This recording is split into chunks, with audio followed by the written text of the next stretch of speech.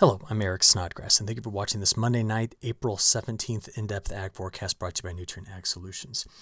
It's just kind of fun to look back on where we've come with satellite imagery. When I was a kid studying at university, some of the highest resolution satellite data that we could get routine access to, like our GOES satellites, had up to 16-kilometer resolution. And here we are now, present day, where I can get an image every minute if I want, rather than every 15 minutes, and the resolution the horizontal resolution is 16 times better, which means we're down to 1 kilometer resolution. I'm just kind of rocking back and forth over today, just amazed at what I can see. For someone like me, this is it's a treat every day. Plus, all of our images are true color.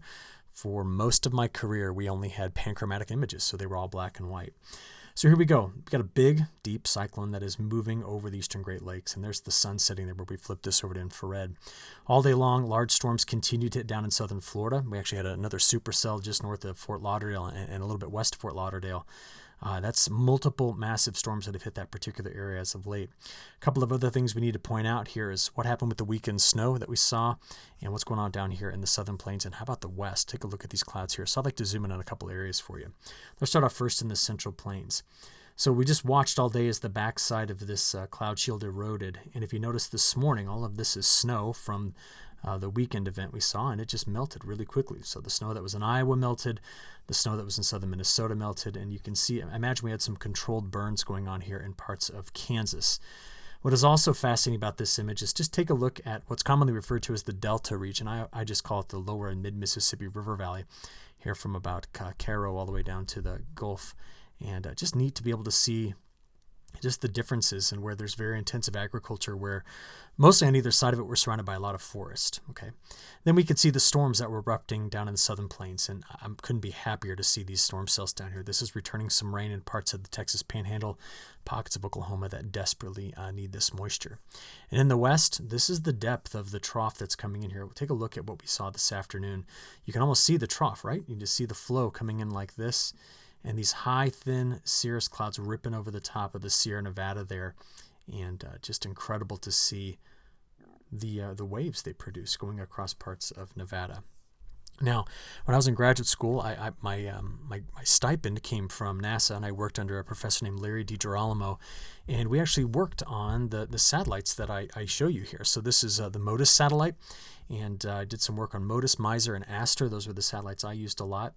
And it's just amazing to see that this satellite, which I believe we launched in 1999, is still up collecting great data to this day. So proud of the achievement of NASA here. But what we're looking at is the Western United States, and we got a good glimpse on the 14th of mostly a cloud-free kind of view here. So we're looking at here across the west is just mostly snowpack. You can see there's some clouds that are mixed in here, but the Snake River Valley, the Columbia Basin, and of course the Cascades of Sierra Nevadas just really jump out in this particular image. So just to keep us caught up on where we are with snow in the west, here's the latest snow water equivalent map. This is through April 16th, and again we're looking at percentage of normal by the end of the day on the 16th, and some of these values here are still quite high in the 200 to up to 400% range. And again, we just always like to say, where were we a year ago? I mean, this is what it looked like a year ago. So amazing to see the transformation this single difference in a year has made. And most of this came, remember, in January and then again in the month of March. Upper Colorado Basin, we're still looking at about 147, 148% of normal snowpack here, well above the previous 10 years. And this is going to be very important for the water that's going to flow through that river as we go forward. So we're still watching some of it melt, but the West has not seen a fast of a pace of melt as we have in the upper Midwest. And it was the upper Midwest and northern plains that saw some snow over the weekend. This is snowfall totals through 6 o'clock this morning. And you can see that there were a couple of areas in Minnesota and Wisconsin here that picked up over 8 inches of snow, one place over 18 inches of snow right here in Wisconsin. So this is our latest snow water equivalent map, all right? And what's important about this is that we've seen the snowpack through the upper Midwest and northern plains really be reduced a lot on the headwaters of the Mississippi, parts of the Missouri River, the Red River of the North, and all of these other tributaries that run across these states. And I was talking to my good friend and colleague Peter Allen today about what's going on in the Mississippi River, and he just said, hey, take a look at some of the river gauges and let me know what you see here. And I just showed you here from the AHPS data. This is from water.weather.gov. how many of our river gauges from the USGS are currently in flood stage. We've got 137 of them, and you can see those tributaries. Remember, the Red River goes this way, but all these other rivers eventually make it into the Mississippi, which is going to run through here, and that's where we have 9 gauges in flood stage, at major flood stage, but several of these now at moderate and minor flood stage. So this is going to continue to be an issue as we press forward with more warmth that'll come in spells here. But the bigger issue I just think about constantly is where we've not had this moisture. And it really just comes back to the parts of the plains, getting into the western Corn Belt, this pocket right in through here in Montana, coming into this side of North Dakota. I mean, you go from one side of North Dakota to the other, and it's 2 entirely different stories on moisture.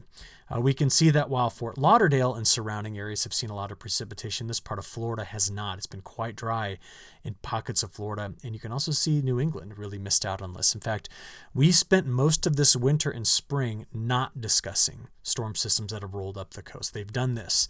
They've tucked themselves into the west, either here or here, found the plains and ejected toward the Great Lakes, one of which of these 2 ways, and ended up somewhere in the Canadian Maritimes. We've not seen any systems that have done this or come out of the Gulf and done that at all. And this has been a very peculiar winter because of that.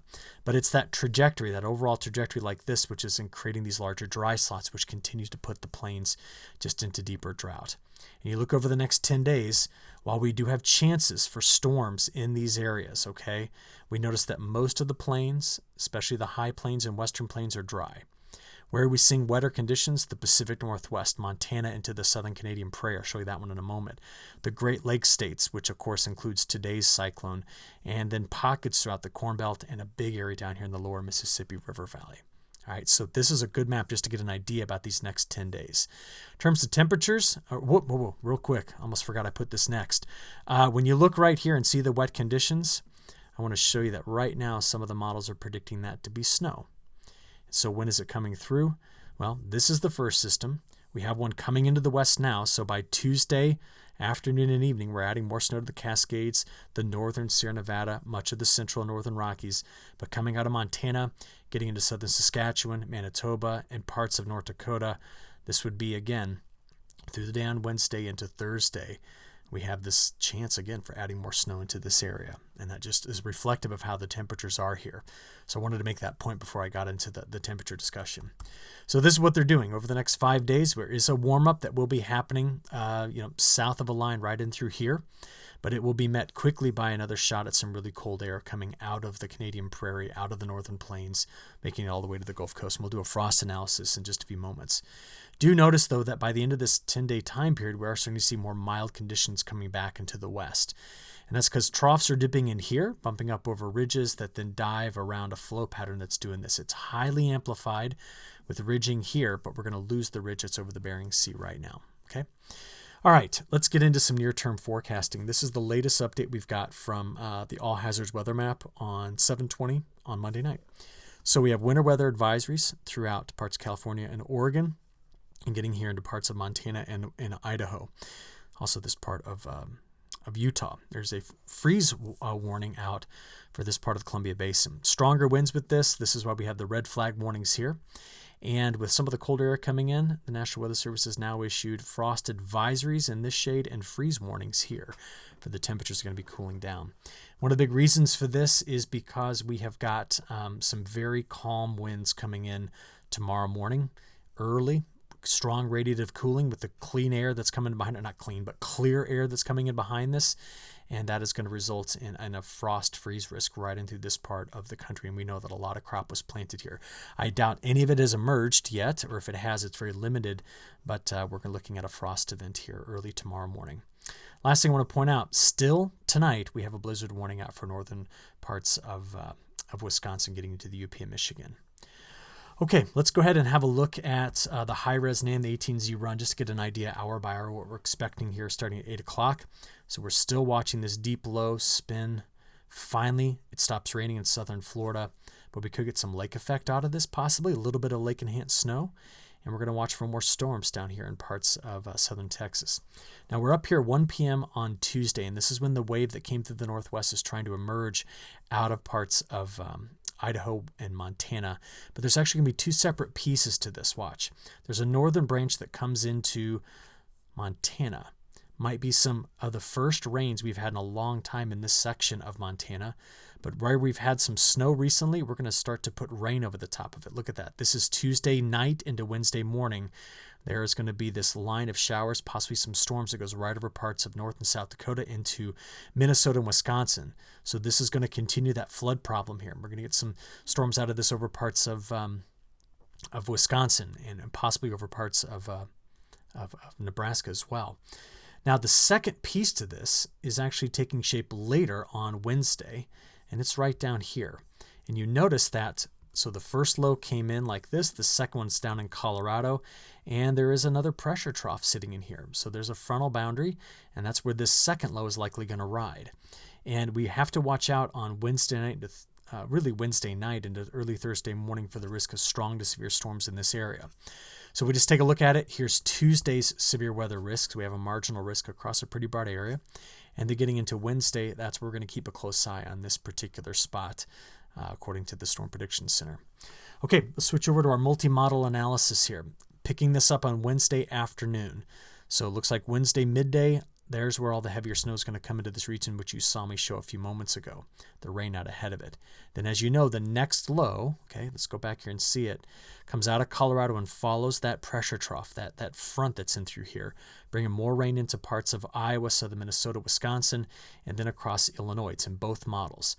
Again, the risk on the northern side of this in northern Minnesota is to pick up more snow in this area, which falls on the headwaters of the Mississippi. So that low curls up, just like many of them have done, into Ontario and Quebec, and we're looking at a tremendous amount of snow in central Ontario. So the front attempts to progress farther to the north, but there is actually an upper-level shortwave that's going to try to pick it up down here over parts of Arkansas and Mississippi. This is now Saturday, early Saturday morning, and kick off a secondary low. Do you see that right there? So watch this region up into Ohio, and that one spreads quite a bit of rain into eastern parts of the Corn Belt. Now, as we work our way into the weekend, it's a soggy start to the weekend for the eastern Corn Belt, all the way down here to the lower Mississippi River Valley, and that presses east into the mid-Atlantic, stretching down into the Carolinas. So this is now Saturday evening, getting into Sunday. Now, behind this, that's our next frost event for much of this section of the country. Some really cold air that's going to be coming in. And here we are out to next Monday morning, Monday midday, Monday evening, getting into Tuesday. The model split too much after that, so we're not going to take this much out beyond a week. But let's take a look at some of the numbers here by looking at the ensembles. How about the snow again? This is the 7-day forecast, looking at the probability of grabbing at least 3 inches of snow. So identify where we have these higher probabilities of getting at least 3 inches of snow. Let's step that up to 6 inches of snow, and that's what the probabilities look like. So quite heavy in through these two corridors, and of course in the in the Cascades and parts of the northern Rockies. And here's the chance of getting a foot. So there's some very heavy snow that's coming into this area. Let's flip this discussion over to one on precipitation. Let's look out there at the probability of getting at least an inch in the next 7 days. Maybe we'll stretch this out to 10 days just to see a little bit longer forecast. I also want to show you who's not getting the precipitation. So again, this is the probability of getting at least an inch. You can see these wettest corridors in through here, and this is the chance of getting less than a half inch. So we're now trying to identify where those regions are going to be overall drier. As I've repeatedly said, I've seen models overpromise on rainfall in this area. And until we shake that storm trajectory or something like this, we're just not going to be able to break this down. As we talked about a few weeks ago, we need to have the jet coming in and curling hard on a trough of low pressure that sits over the Four Corner states. These troughs are coming in like this and moving out. Entirely wrong setup to deliver a lot of moisture to the central and southern plains, meaning that we'll probably have to wait until May before we break over, and that'll be a lot of severe weather, unfortunately. Next, this is what our pattern is doing. So through the end of this week, ridging here and here. Where's the cold air go? It's got to come out somewhere. It's into the midsection of the country. This is also a slower progressing pattern. That's why through Saturday into Sunday, we see that trough basically moving from here to there in the span of about 5 days. So there's a long duration shot at some cooler weather here once we get past the middle of this week. Then what do we see by this upcoming week and weekend? Another trough of low pressure sets up in the northwest, but we lose the ridge that was over Alaska or the Bering Sea or the Chukchi Sea. So what this does is as you go out there fully into week 2, we start to see more ridging across the west. We lose the strong troughing in the Midwest and it tries to press east. And it's helpful that a ridge begins to build right into this area here over Greenland. That's at least one sign that we can start to warm things up. But we have to get rid of the high over low to do that. We just need the high to be established right here in order for that full warm up to occur. So we're going to talk about that more in a second. But first, for most of week 2, we are drier throughout much of the Midwest and the Great Lakes, although it will be colder. Where it'll be possibly wetter will be on the southern edge of that trough right in through this area that I just put the arrow through. Okay, next, let's talk about temperatures. I showed this morning. It just looks back at the last 7 days as to where we were on temperatures. We can see how very warm things were throughout much of the plains getting into the Midwest, with the exception being where the snow was deepest right in this area, up to 15 to 20 degrees warmer than average when you look over a 5 to 7 day time period. This evening, though, we've got all of this colder air on the back side. The sharp gradient that you see here was just where the sun got to spend enough time out today that the temperatures really rebounded.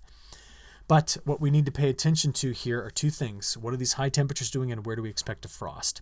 So on Tuesday, heat's already rebounded into the plains, going back into the upper 80s. Still quite cold trapped into the upper level trough over the Great Lakes. The west is cold as well. Wednesday into Thursday, the low moves through. That's where we get the strong severe storm threat. But notice the temperatures really begin to shift again. And by the time we get into Friday, we now have cold just anchored throughout much of the plains, the Midwest, getting all the way back to the Rocky Mountains, while heat spreads toward the north and east. Saturday, it's even deeper. And Sunday, this is where the mild air starts to build into the west. In other words, the ridges begin to return. I want to talk to you about GDDs next, and we'll do some frost information and look even longer range in the temperatures. What you've got here is the next 7 days, looking at total accumulated growing degree day units using a base of 50 and a max of 86. It's the corn formula. So unlike the previous week when I recorded on Monday and we saw these numbers up in the hundreds, we're now looking at, some parts of the Western Corn Belt picking up 30 to 50 GDDs. Eastern Corn Belt, some places might pick up 70, but it's still a pretty slow pickup of heat. Now, to see where the frost is going to be, what I want you to watch in this animation is the hard contour line you see here where I flip over to these brighter blues. That's the 0 degree Celsius isotherm or 32 Fahrenheit. So here we go, Tuesday morning. That's where we see the coldest temperatures. We then get into Wednesday. Whoops, I kind of skipped over Wednesday morning. There we go. We then go forward into Thursday morning. That's the warm sector opening. We then look out there at Friday morning. That's the cold air coming in behind the next system. This is then getting into Saturday morning. Let's play this out to Sunday morning. There it is. That's the one I'm worried about. Look how far south that gets in Kansas and Missouri. Watch this all week. That's next Sunday morning. Potential for a frost getting all the way down, maybe clipping parts of Arkansas. Then we see what that's going to look like on Monday morning, which is here, back to I-70 corridor. And then we'll go out there to Tuesday. Now, after this, we'll see the pattern begin to moderate again. We can see that by looking here at the 5-day moving average. So here's the depth of that colder air coming, or right there it is. So if I park this out there, day 5 through 10, there it is. But we saw the pattern relaxing a bit. The colder air moves east, and we start to see more mild conditions showing back up in the forecast as this ridge begins to take shape over the Hudson Bay. All right, from here, I want to show you or at least want to show you an analysis for what it would take to break the central United States over into warm weather. Now, this is not to ignore the west or to ignore the east, but what we just saw in this pattern is the west is going to start a mild run because of a ridge building back in. We're going to see the cold air enter the Midwest and central United States first and then exit east. So in today's video, I just want to say this. I went back and looked at every May, going back to 1895, and I made a time series using the Climate at a Glance tool from NOAA. And what I wanted to know is what gives us these really warm Mays, like this one here in 2018. And so there's a few things I want you to see. Looking down on the North Pole, that's why I'm excited to see that ridge coming into Greenland. Now, it's got to be established coming out of the south. This one kind of snuck over from Greenland, the one we've got now. We need to see it just sit here, honestly, right over Minnesota. That's where it needs to sit. In order to get that to happen, we need to have, I know it's kind of a polar plot, but a fast piece of the jet coming through Asia and really fast south here of the Aleutian Islands, and then dipping to a trough over the west. So what this means is, unfortunately, for the central U.S. to break over warm in May, it comes at the expense of the western U.S. going cool. Okay, that's how that's going to play out. You notice a few moments ago I said the west is the first to warm up because of the troughs in the east. It's all a balance given the geographical size of the United States. So from here, this is what I've got. Little different view, I know, but look across the northern hemisphere. We need the fastest winds to be right in through here, and they're not quite there yet. They're here by the end of April. They're moving here, but they need to go fast right in through this area. So we don't quite fully have that set up. That's why we don't see the eastern half of the country breaking over warm by the end of the month of April. The other thing we need to be thinking about here is, where is the jet? It's expected to retract rather than shift north and shift toward an extension. So that's the other problem with this. We need that jet to really extend and just come screaming in like this and dive and run up over a large ridge here. That's what it would take. That's what happened in 2018. So that's one part of this. What would help that is if the MJO would return to the Indian Ocean, like phase 1, 2, or 3. And right now, it is sitting here in phase 7. We need it to get down here. Now, if it, instead of curling back into null space, follows some of these outliers, like this would be a sign for some early season warmth, or early May warmth. Or if it comes in here and then pops back out and makes this kind of run, we'd be looking at like that end of that first week or maybe the second week of May, kind of blowing the doors wide open for warmth across the midsection of the country. By the way, if we get into May and we see this pattern, this actually wouldn't even result in cold weather in the west either. This would just be a good seasonal transition. So I think we would all across the United States love it if the MJO would pop back out into the Indian Ocean to start May. Lastly, the ocean temperatures. Those very warm Mays that we had a pretty strong negative PDO signal with warm water here. That's the negative PDO. But we're missing the negative ENSO signal because our current ocean temperatures look like this. So we got part of it, but not all of it. Now, these ocean temperatures are going to lead us into the last bit of our discussion today, okay? Because we need to talk about what the new long-range seasonal outlook looks like for June, July, August, and also review what the models are saying for May. So here we go. CPC released their early May forecast right here. They did this on Friday. Notice they're not breaking away into full warmth because we don't yet have the full ridge established here or the strong jet, like I mentioned, coming through the Aleutian Islands. So this is what we just discussed. If either of those two things occur, this pattern's tossed. This is what they're currently looking at April 29th through May the 12th. Okay. Next, the European model has this for the entire month of May. And I can start to see that the model's kind of bending to what I thought it would do, which is to keep this whole corridor wetter than average. I'm basing that almost entirely off the cold ocean water in the west, dipping troughs in here and ejecting. Do you notice how it leaves this sector a little bit wide open and a little bit drier? We've already seen that, right? I've showed it to you earlier. When was it? This slide? Yeah. That would just be a continuation of what we've got going on right now. So that means tighter planting windows here, but possibly drought expansion in the plains if that were to verify. On the temperature side of it, though, it is interesting to see that the newest model runs have backed off on how cold compared to average it is for the west, Canadian Prairie, Northern Plains, and all the way over to the Appalachian Mountains in Northeast. It's now less cold, only off by, 3 or 4 degrees when you look over that whole time period. So what we need to watch is the behavior of the Pacific jet to initiate large ridges forming in the midsection of the country. All right, that's the European model's outlook.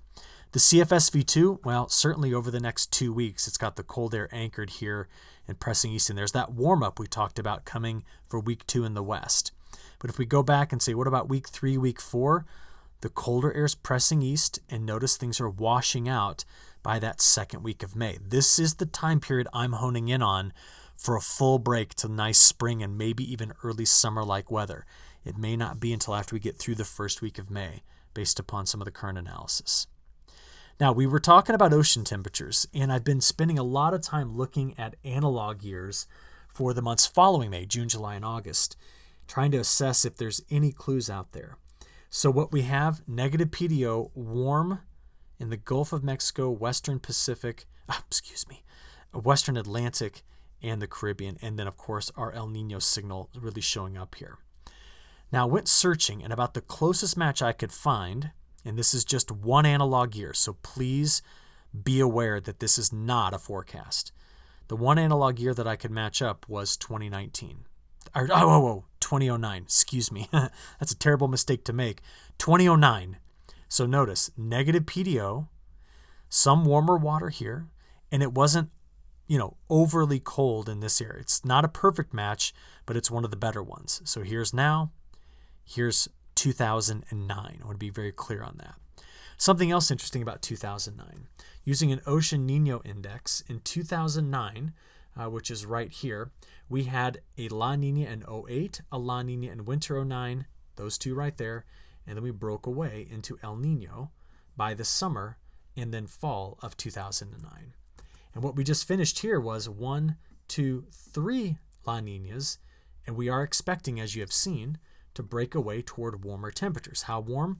You take the ensemble average by June, July, August, it's about 1.5 degrees. And this is just a coincidence. That's where we were in 2009 by the end of the year.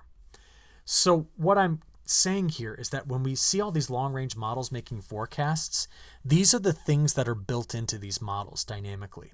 So in 2009, we were a bit drier, not overly dry, but a bit drier in the northern plains and upper Midwest. We were wet through much of the western Corn Belt, through the eastern Corn Belt for pockets of it, and through the Mid-South. Drier along the Gulf Coast and southeast. This is June, July, August. Wet in the northeast. We didn't really have strong signals in the west, except you could say a weaker southwestern monsoon. Now, I show you that and then show you the temperature pattern, which was cooler by 2 to 3 degrees. I know the colors make it look icy cold, but that's just 2 to 3 degrees cooler than normal. And if there was heat, it was in Texas and at times in the Pacific Northwest. That's what happened in 2009. Now, from here, I want to show you all of our main models. Finally got them all in for June, July, August for precip. And what do we see? Well, we see weaker monsoon. We see wetter in through this area. In fact, the NMME even has the dryness where it was in 2009 and wetter around it. The CPC has wetter in this whole region and a risk of drier here. And the newest update from Columbia University, you don't see strong anomalies either way, but if there's a drier signal, it seems to point into this area. So it's just 1 year, but we have to do this. We have to look at history and say, what is it shaping up like right now? Please understand that I am not eliminating the risk of drought this summer. I'm just saying that right now, all evidence I have at this point in April point toward places east of the Rocky Mountains having a lower risk of drought development, getting worse. We know where the drought is already anchored, but I'm saying getting worse and worse and worse. And we have a higher risk, I think, of the West Coast seeing some above average temperatures going into late summer. And there's just some evidence in the models of that. So we have to continue to build this narrative. It's not set in stone, but I wanted to at least bring you up to speed on what I'm thinking about. Lastly, very quickly, South America. Models have trended wetter in central Brazil. This would be Mato Grosso do Sul over toward, Paraná, which is here in Sao Paulo. And these areas, this is just going to keep a crop greener and put more water into it. Near normal in Mato Grosso, big state for safrinha crop. Still have that drier signal south along the Paraná River and in Uruguay. So not much has changed about our discussion for South America, and it still points to a pretty large safrinha crop, while Argentina continues to see reduction in the size of their crop. We'll be watching South America for the potential for a fall frost coming up soon, but until then, this is what we've got in terms of precip. Thank you again for the extra time tonight. Hopefully you found this informative and instructive, and we'll talk again in the morning. Thanks.